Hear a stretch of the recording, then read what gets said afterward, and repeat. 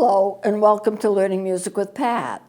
Now, I've gone through a session on how you put your instruments together without injuring them, and then I started to talk about how you practice, because most people don't get the benefit from the practice that they could, and they end up by practicing way too long, more than what's necessary to get the benefit that they need. And I'm going to kind of continue with that today. But first, a little review. In terms of practicing, what do you want to check out first? When you have a new piece of music, you want to check that it's in the treble clef if you're playing woodwinds. That's usually not even an issue. You want to check the key signature. That would mean how many sharps and how many flats do you have, if there are any at all.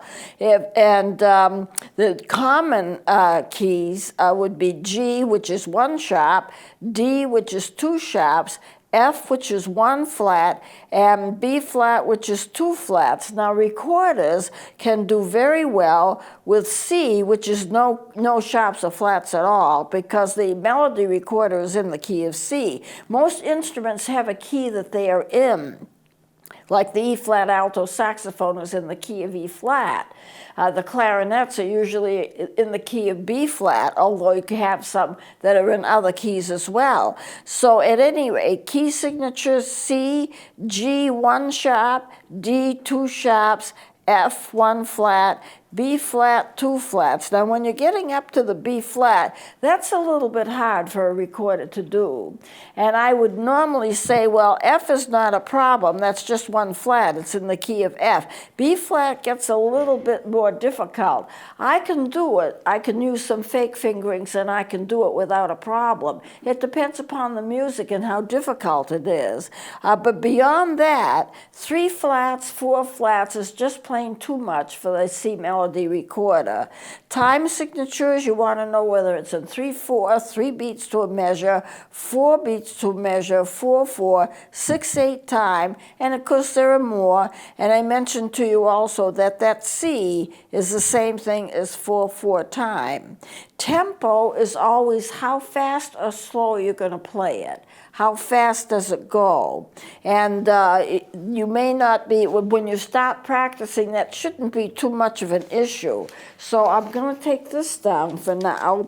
Dynamics are how loud or how soft you go. And in the beginning, that's not too much of an issue either, because the way I'm going to teach you how to practice, these things can come later.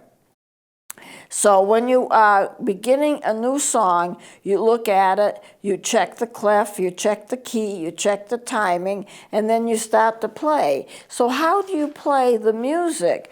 Well, I'm going to put some music up, and I'm going to show you. This is all professional music. Let me take this down for a second. It's all professional music, and I'll explain what you look for. And some of this is going to apply to other instruments and also singers. Okay, so here is a hymn. I'm not familiar with it. A friend of mine just gave it to me, and I haven't really had a chance to look it over. But here we have 3/4 time, so you know there's 3 beats to a measure, and because there's a 4 there where it says 3/4, a quarter note gets 1 beat. It has 1 flat in it, so that's the key of F, not too difficult to play.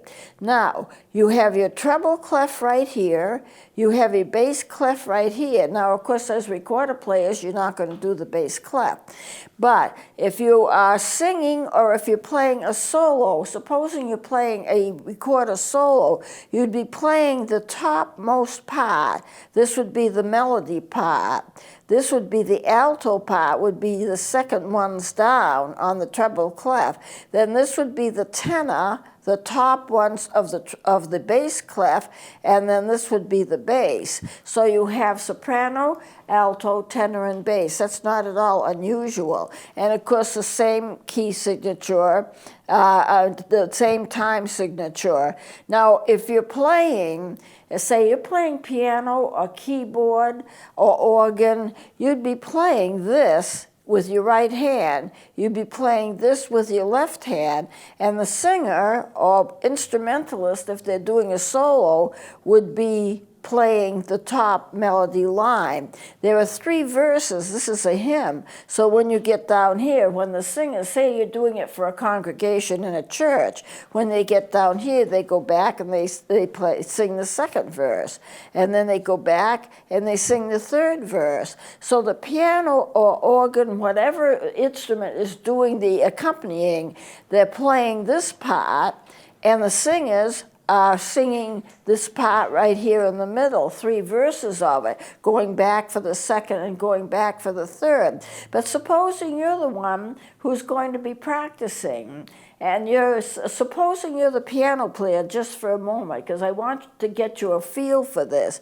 If you didn't know this music, you could just try it and play it and see how it works. And then if you made mistakes, you play it again. If you make mistakes, you play it again. The danger of doing that is that you spend all your practice time playing your mistakes. And so what happens is you learn your mistakes. It's very hard to break a bad habit. It's very hard to break a mistake. You need to learn how to do it right to begin with. And there is a right way to do that. You practice, and this is going to sound odd, but you practice 1 measure at a time. Supposing you want this line here, well, these 2 notes are just like introductory, but this is the whole measure right here. You would practice this to this. This is a measure line right here, so this is a measure. You would practice that measure only, and you would practice it until you got it right. You're concerned about the notes and how you finger the notes. Even pianos, they have to finger their notes. They have to know which finger goes on which notes. Because they're playing so many, they have to shift around. So you play this to this.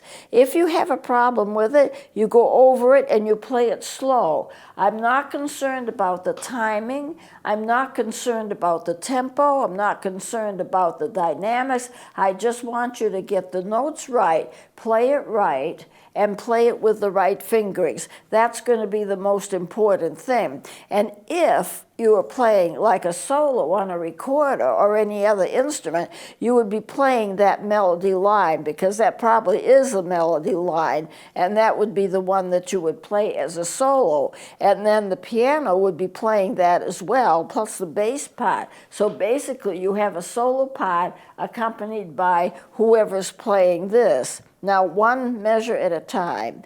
Once you get that measure right, if you can't get it right, you stop and you just practice that 1 measure. 1 measure at a time. And then once you get that right, and it might take you several tries, then you very slowly add another measure. Now, if you're playing recorder, you're not going to be playing anything in the bass clef. So just supposing you're doing a recorder solo, you're doing that first measure, you get that right along with these 2 beginning notes, and then you play the 2nd measure by itself. That would be this one right here, by itself, and you do it slow. And then when you get that learned, so that you can play it without making any mistakes. I mean, your timing might be a little off. The tempo might be a little off because you're doing it really slow.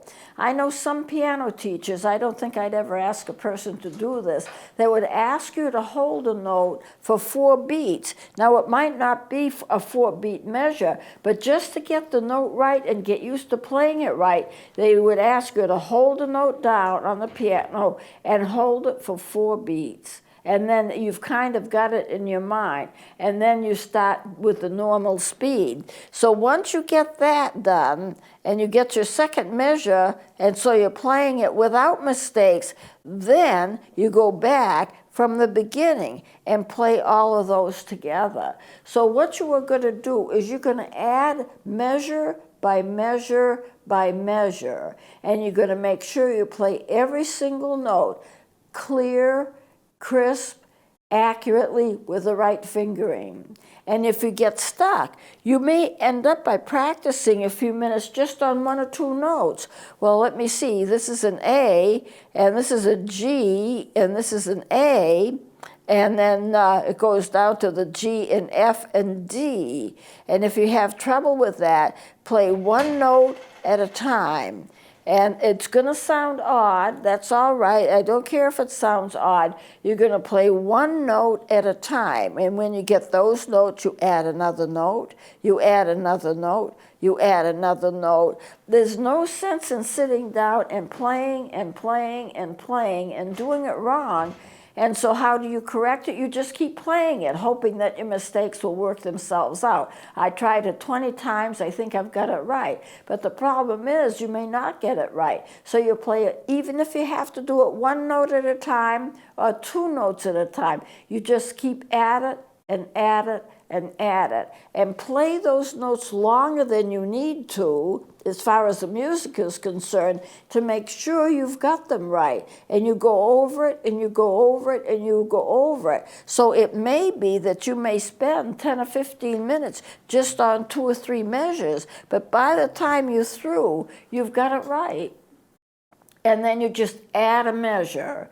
And you may have to add it a note at a time if it's difficult music. If it's not difficult music, you may not have to be that precise. But you add it measure by measure by measure. By the time you get to this measure here, you have already learned this, because you've taken it one measure at a time. So when you get this learned, you add that, and you start from the beginning and play the whole thing up to where you stopped last time. And if that's right, then you add another measure. Now, it does take a long time to learn music this way, but the one thing that is good about it is that you're not just stumbling around playing your mistakes, because it's easy to learn a mistake. But you don't want to do that. You want to learn it right. It's very hard to correct a mistake. It's very hard to correct a bad habit. It is much easier to learn to do it right to begin with than to try to correct it once it's wrong.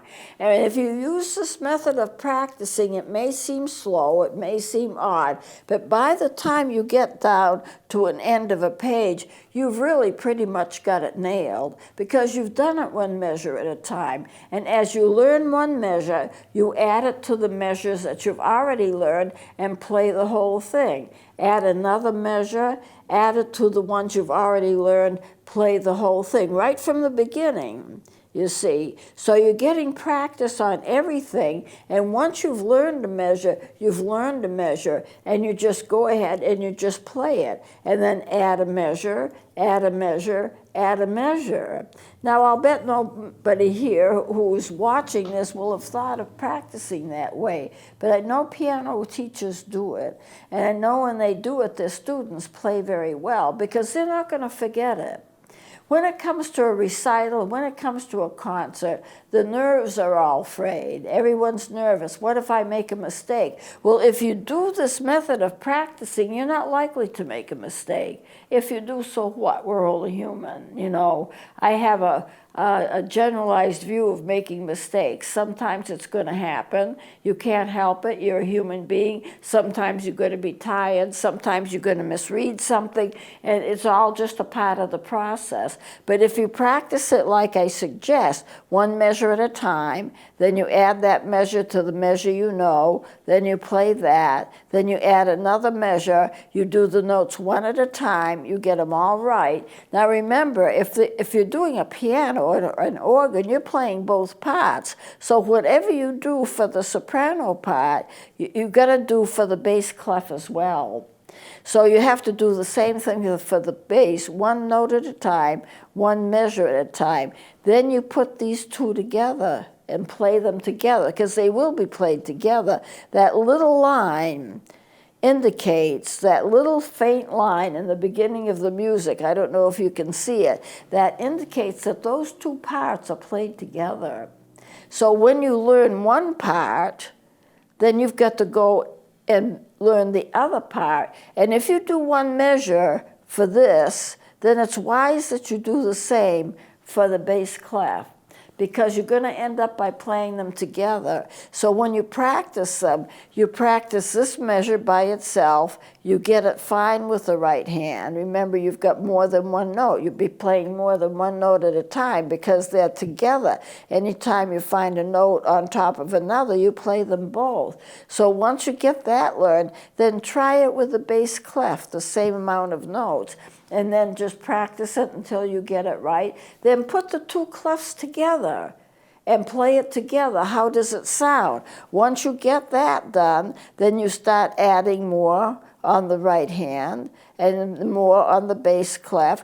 Do it one note at a time if you have to. Get this all learned so it's right. Get this all learned so it's right. Then put them together and then play them together.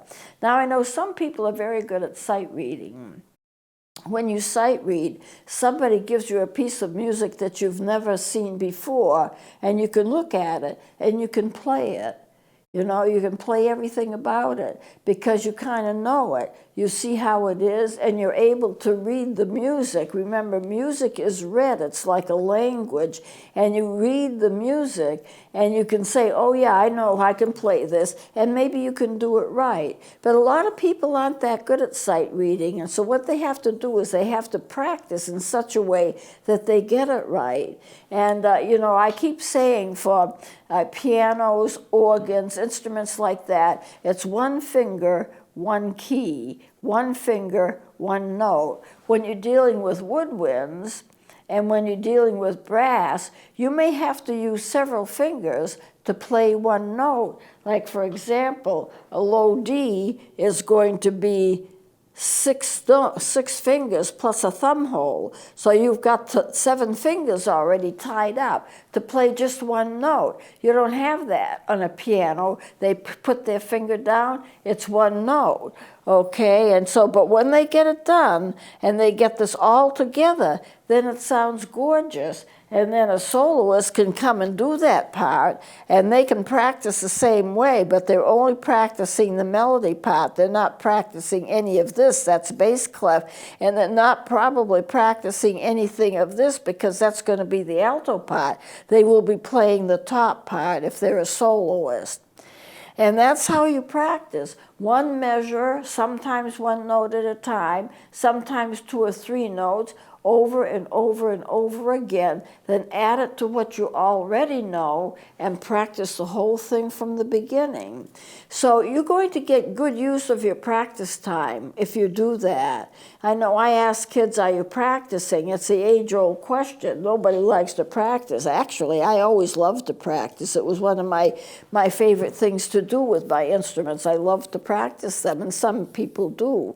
But a lot of people don't like to practice. And so therefore, oh, I do a half an hour a day. And so I'm tempted to ask them, a half an hour of what? Are you just sitting down and playing what you see, and you're making all kinds of mistakes? You may not even know it, but you're making mistakes, and you're trying to practice more and more of the same thing, hoping the mistakes will just straighten themselves out as you practice more and more. But what you're in danger of doing is learning your mistakes. And so what happens is that you're playing your mistakes. If you're learning your mistakes, you're playing your mistakes. What you need to do is one measure at a time, one measure at a time, until you get it right. And you're going to find that you're going to learn to play it. And as you grow more and as you can read more music, you're going to find it's going to go smoother. And what you produce for music, if you're in a concert situation or if you're doing a recital or something, is that everything's going to be so much nicer, so much clearer, and there'll be less chance of you making a mistake.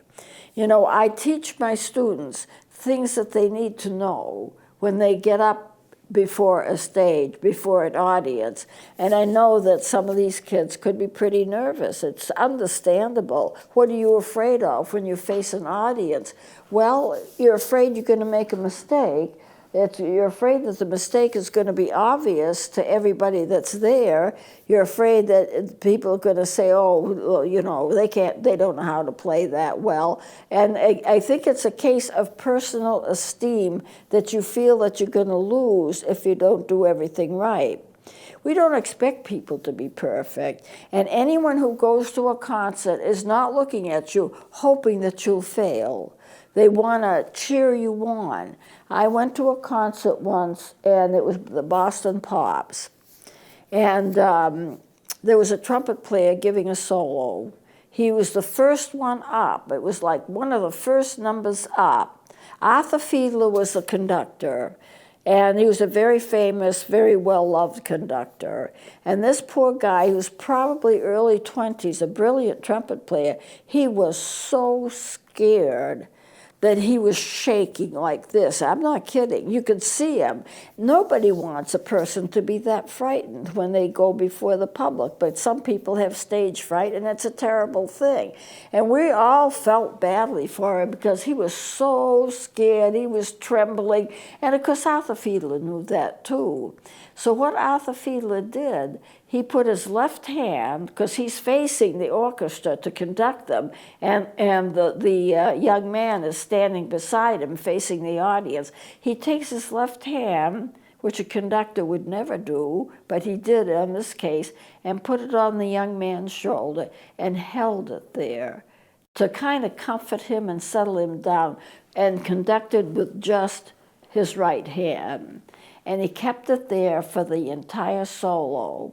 And the young man made a few mistakes. He squeaked and squawked a note here and there, but it wasn't bad. He did a good job as a general rule. But he had the hand of Arthur Fiedler on him to kind of steady him. Now, when I take my kids and I teach them stage presence, when they're younger and when they're beginning, I go on stage with them, and I stand beside them. And usually, they're playing the melody. Sometimes they're young enough, and they haven't had any experience, so I write solos for them. It's not anything that's been pre-written. And then I can be there with them, and they feel much more secure if I'm there with them. As they get better and older, they want to do it themselves because they want to show that they can. And that's fine with me, but to get them started, I will stand with them and usually play with them. They'll play a melody part, I'll play a little harmony part, they'll get lost sometimes, I'll point out where they're supposed to be, I can jump in and do something for them or play something for them until they catch up with me, and so it does have its advantages for me to do that. Now I wouldn't want to do that forever, but if you're a beginning player, expect that you're going to make your share of mistakes. But if you practice like this, it won't be so bad, and you'll be able to play much better, and you won't have to you won't have to practice so long. And as I've said before, if you are a new student, I don't want you practicing very long, because your embouchure can't take it. So I'm going to mention a couple of things, and I think what I'll do is close it off here, and we'll continue with this next time because I don't have much time left, and I do want to get into some other things in terms of music, how to choose an instrument, and how to take care of the instrument, and all of this kind of thing that I think is also important, which we'll cover on the next segment. So we'll close it here. Please join me next time.